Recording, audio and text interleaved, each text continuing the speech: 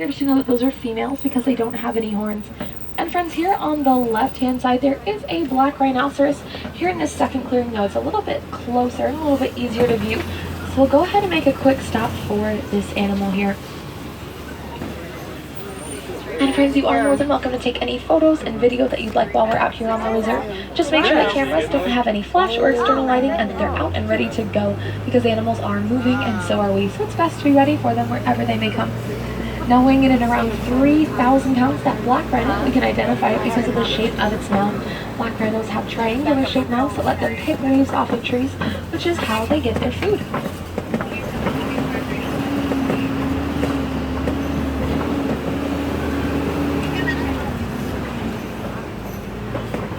Now friends, we're going to be continuing on forward here out of the forest and into the Safi River, home to some of Africa's most dangerous animals like Nile crocodile and hippopotamus. We'll see if we can find either of those and maybe a couple different things as well. Hippos though, they spend a lot of their time underwater, so they can be tricky to see if they're not up and out on the riverbank. So we'll look for movement underneath the water from these hippos. So we want to look for gray shadows or ripples or bubbles in the water. We'll see what we can find. Now you might see straight up ahead past the island on the right some ripples and bubbles. Could indeed be a hippo down there. Now we talked about hippos being underwater a lot, but friends, so much so that they can be underwater for 8 minutes at a time. So you never really know when one's going to pop on up. We do see quite a few over there on the left hand side by the island. When we see a group of hippos like this, it's a bloat of hippos. Hippos often like to sit kind of halfway in, halfway out of the water like this. So their ears are above water. They can easily hear what's going on below them. And friends, again, everyone needs to be fully seated in the back. Please sit the child down. Thank you so much. They like to sit halfway in, halfway out of the water like this. Their ears are above water. They can easily hear what's going on in the air. But even if a hippo is fully submerged underneath the water, they can still hear what's going on above and below them because their jawbones are great at picking up sound waves. Also there to the left-hand side, you can see gray and white birds called pink-backed pelicans. Pink-backed pelicans get their name because their backs turn pink during mating season. And it's not the feathers of their back that turn pink, it's the actual skin of their back. Such a bright shade of pink, though, that you can see it all the way through those feathers. Now, as we're about to cross this bridge in front of us, you can look to the left without standing up. You still will be able to see Nile crocodiles. Now, Nile crocodiles can grow as long as a giraffe is tall, which is about 13 to 18 feet. Sometimes we'll see these crocodiles with their mouths open because they're cold-blooded animals and have to regulate their body temperature. Having their mouths open lets hot air leave their bodies, which does help cool them down.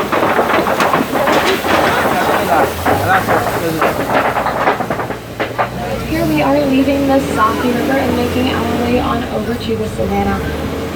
Well, we're going to try to find animals that are larger or ones that travel in large herds, such as giraffes and Collie cattle. We'll be looking for wildebeest or hopefully some elephants, some rhinos, maybe even some flamingos.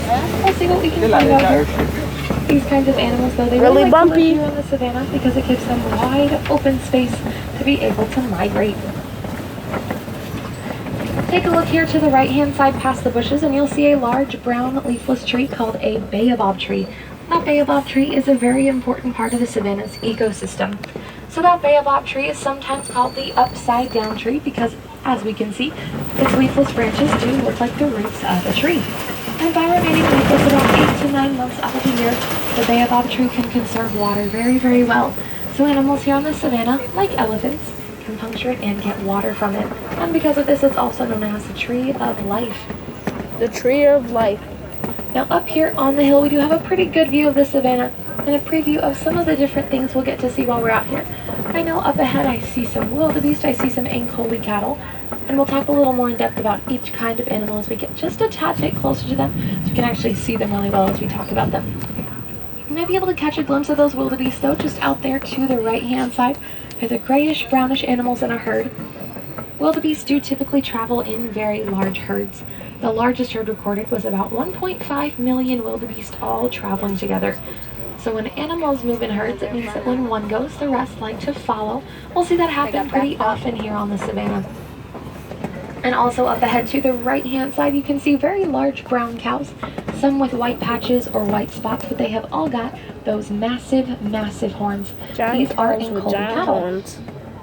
They are the only domesticated animals here on the reserve, and they're also called Watusi cattle, named for the tribe that first domesticated them.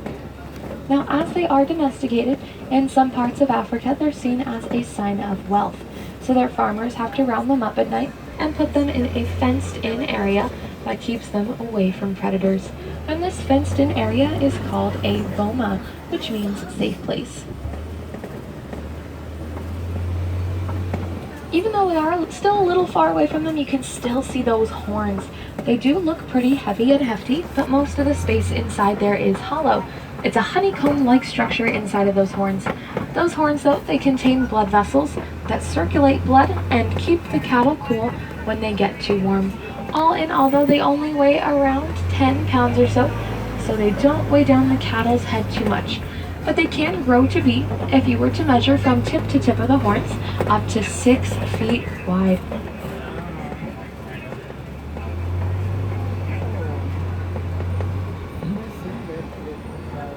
We're going to be getting really close to some of these cattle just here on either side of us. Ooh.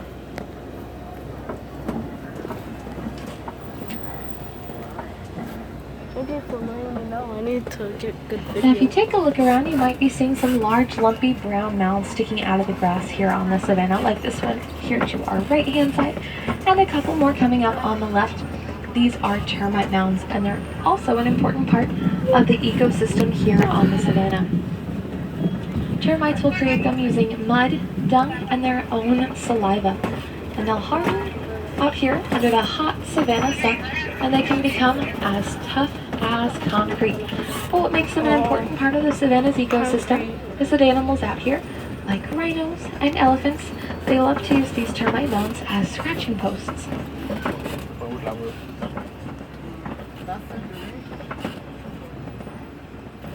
Just here to our left-hand side now, you can see that herd of wildebeest once again.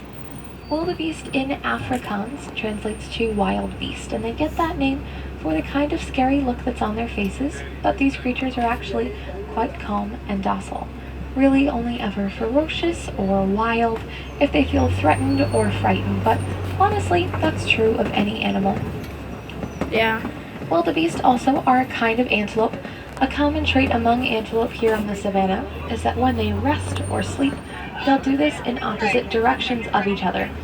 So they'll lay down as a herd or parts of a herd, and they'll all be facing separate ways.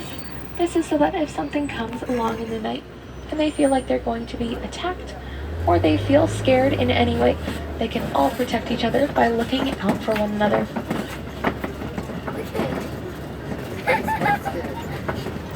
Now, we talked a little bit earlier about how wildebeest do travel in herds and how that means when one of the herd goes, the rest like to follow. Looks like that's what we're seeing happen with these wildebeest. That's right, we're going a little bit slower. The ones on the left are slowly starting to join the ones on the right. Also to the right-hand side, just grazing off a bush, you can see a large tan antelope called a Patterson's eland. So the Patterson's eland are the largest kind of eland. A fully grown male eland can weigh up to 2,000 pounds. Wow, And despite 2,000 that large size, pounds. they can jump about 6 to 8 feet in the air. Oh, they can jump pretty high. They can play basketball. And we're going to be back on our move now. One of the wildebeest was going to join the rest of its herd. But we'll see what else we can find here over in the savanna. Passing a couple termite mounds here again on either side of the vehicle.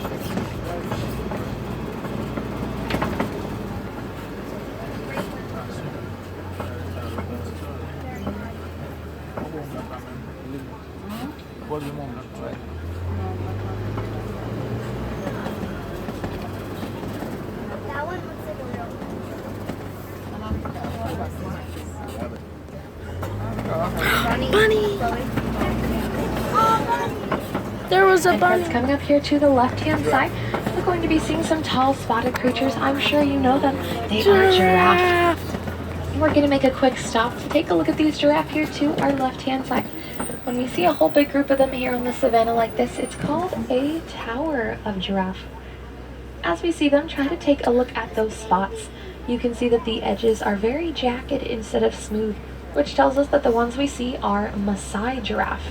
If you have ever seen a giraffe with smooth spots, those ones are called reticulated giraffe. And you know, you're never going to see two giraffes that look exactly the same because every giraffe does have a unique set of spots.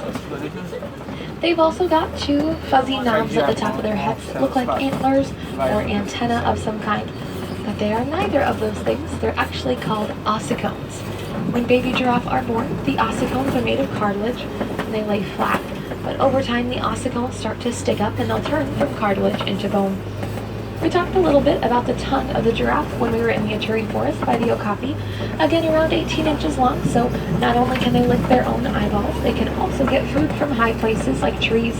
And the tongues are a purplish grayish color, helps keep them from getting sunburnt as they're here on the savanna eating almost all day long, around 20 hours of the day. But something that giraffe do not do for very long here on the savanna is sleep. They'll take a series of micro naps throughout the day, but in 24 hours, they only need a total of about 30 minutes of sleep.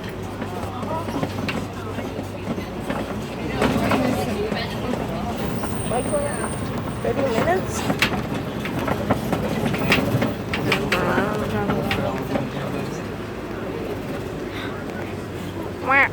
And friends, coming up soon here to the left-hand side, down in the watering hole, we're going to be seeing a group of greater flamingos. It's flamingo. A group of flamingos like this And a is duck. called a flamboyance. And these ones specifically are greater flamingos because they're the largest kind of flamingos. When baby flamingos hatch, they have a kind of grayish color to them, but as they grow, they start to eat brine shrimp. And the beta carotene in that brine shrimp is what gives them their pink color. So we know that greater flamingos are the largest of the flamingos, but they are also the lightest pink of the flamingos. There's a kind of flamingo called lesser flamingo. By the name you can tell they are much smaller than those greater flamingos. And if you ever see one or have seen one, they're also a much brighter, more fluorescent pink than those greater flamingos. That's why in comparison, the greater flamingos can sometimes look almost white instead of that hot pink color we're used to seeing when we think about flamingos. Now friends, you can take a look here just to the left-hand side and see this mud pit, this mud wallow on the ground. I know that doesn't seem like much, but white rhinos do have very sensitive skin. So when they get hot, they need to cool down quickly. And to do this, they really like to roll around in mud. They'll also use it as a kind of sunscreen and almost an insect repellent as well. So this mud pit we see does look pretty fresh. That might be a good indicator that we want to look out for some white rhinos over here in this area of the savanna. Won't make promises about getting to see them, but we'll see what we can find. Often on hot and sunny days we get to see white rhinos rolling around in the mud, or sometimes they're just standing by it with drying mud stains on their skin, ready to jump back on it whenever they get too hot. Now friends, look here to the left-hand side. If you can see the hill with the logs on it, follow the top of the hill all the way down to the left-hand side. And behind a tree you might just get a glimpse of a cheetah. Now it's really tricky to spot because cheetah do blend in really well with their surroundings, but that tree on the edge, if you look just behind it. Yeah. Now cheetah are known for their speed. They can run upwards of 60 miles an hour, making them the fastest land mammals. But they can only keep that speed up for short sprints, about 300 meters or so. On this second hill as well, you might be able to get to see a cheetah. If you're looking straight at it, look over to the left-hand side, almost in the corner. I see It's a it. little bit easier to see. Yeah. I see a Unlike both cheetah. cats, cheetah's claws are non-retractable, so that means that their claws don't go back into their paws. Instead, they just stay out all the time. Now coming up in front of us, we're going to be seeing some large rocks called Kopi rocks. Sometimes lions hang out on Kopi rocks because it gives them a good view of the savanna, and they like to know what's going on below them. So when we see Kopi rocks, we do want to look for some lions. And it looks like, if you look here to the left, towards the front of these rocks, just behind that small bush, you might be able to catch a glimpse of a male lion just taking a snooze. Shortly we'll roll around to the front of these rocks to hopefully get a better view of that lion. But we do see this male here to our left-hand side. We can tell it's a male because of its mane. That large tuft of fur around its face, neck, and back as well.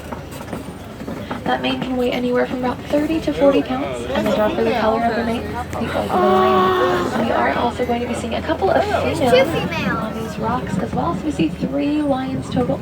2 females, 1 male, and we're gonna make a quick stop to take a look at these lions right about here. So that's a pretty good view of all 3 of them at once. That's pretty common to see them taking a snooze like this because they do rest up to 20 hours per day to save all that energy for hunting at nighttime. During the day, humans and lions can see at about the same distance, but at nighttime, lions' eyesight becomes 6 times better than it is in the day. That helps them out quite a lot when they go to hunt. Lion. Now, friends, it is super lucky that we're getting to see these lions out on these rocks like this, just because they do rest a lot. Often they do that down in their den. And over the last 20 years, the population of lions has decreased by 80%, leaving us now with only 20,000 lions left in the wild. But Disney is partnered with the Lion Recovery Fund in an initiative called Protect the Pride, which aims to double the population of lions in the wild by the year 2050, bringing us from 20,000 lions up to 40,000. Now, friends, we're going to see a couple different animals coming up here. First, on the left, you'll see almost donkey-like looking creatures. They're not donkeys, they're called waterbuck.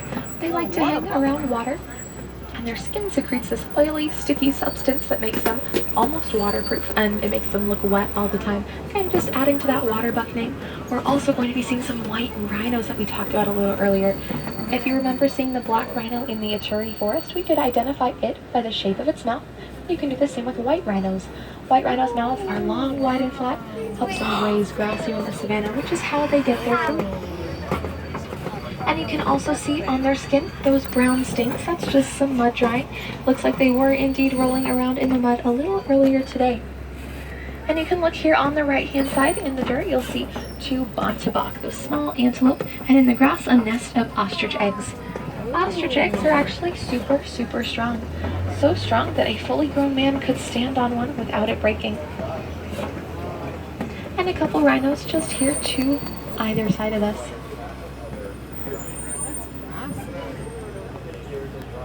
Rhinos. That's a lot. Now, friends, about those bontebok, at one point there were only 17 left in the whole world. They were on a reserve, and a farmer on this reserve put up a fence around those 17 bontebok to keep them away from predators and to allow them to reproduce in a safe environment. Because of that one farmer, the bontebok were able to grow in numbers. And now there's over 40,000 bontebok in the world today. That story is a great example of how just one person can truly make a difference when it comes to conservation. Right now we're leaving the savannah, and this next area we're entering is called the Magadi Glen. And the Glen, we do want to look out for a scimitar horned oryx that lives here. This oryx, though, it's very, very shy, kind of a rare sight.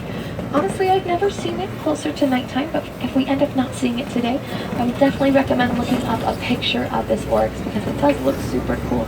It's got long, skinny horns that curve backward away from its head, and the horns are why the oryx has its name. They're shaped like scimitars. A scimitar is a kind of sword, so it was given the name Scimitar Horned Oryx.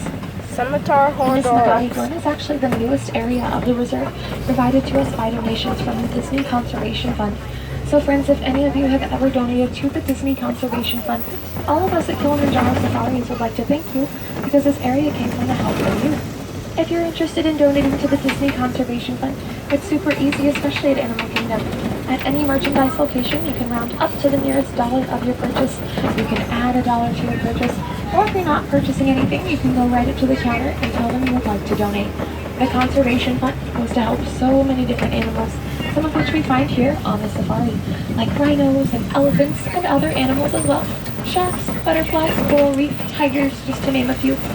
And friends, the greatest thing about the Disney Conservation Fund is that Disney matches your donation, and every donation, dollar for dollar, cent for cent, so everything raised is doubled by Disney. It's a pretty easy and fun way of helping the animals we found on the reserve, and a few more as well. And with that, it looks like we're reaching the edge of the reserve and the end of our safari. But my friends, I hope you had a great time out there on the Harambe I did have a Wildlife good Reserve. time. I know I had an awesome time looking for animals with you all. I do want to thank you for choosing Kilimanjaro Safaris and hope you'll be back to visit us again very, very soon. Here, no two safaris are ever the same. The animals make sure of it, and all us safari guides know a few different things about all the different animals here. Now, as we wait to pull on up to the dock to get you unloaded after your 2-week safari, I'm going to flip on those floor lights for you so you can double check your seats, double check your rows. Just make sure there's not anything that you're leaving behind that you might need on your next adventure.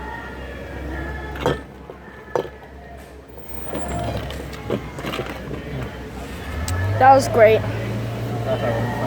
Hope you guys liked this video. Make sure to like and subscribe. See you next time.